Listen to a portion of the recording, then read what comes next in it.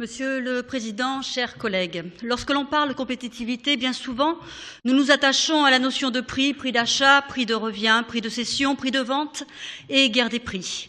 Mais le prix n'est pas le seul facteur de différenciation décisif et de la production à la consommation. D'autres leviers pour mesurer et améliorer la compétitivité dans le secteur agro-agri peuvent et doivent être activés. Pour le groupe FO, nous en relèverons 4 parmi ceux composant le présent projet d'avis que nous voterons. La recherche de la qualité. De la terre à la fourchette, le consommateur est aujourd'hui plus attentif à la qualité sanitaire et gustative des produits. Les nombreux faits d'actualité concernant l'agroalimentaire et les conditions de production et de distribution démontrent le besoin de règles et de normes qui peuvent être contraignantes mais aussi créatrices de valeur ajoutée, y compris à l'exportation. Il est donc indispensable que l'État se dote de moyens humains et budgétaires pour garantir leur contrôle en toute indépendance et en toute transparence.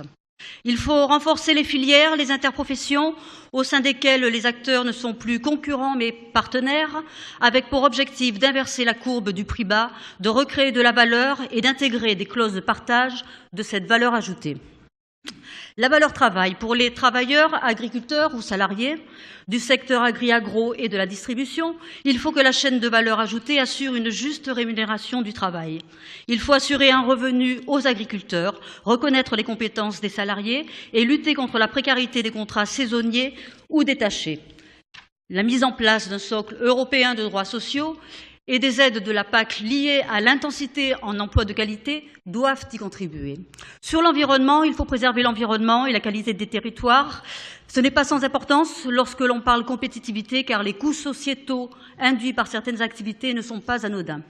Dégradation des sols, pollution, pesticides, dérèglement climatique, impact sur la santé, engendrent des dépenses privées et publiques non négligeables.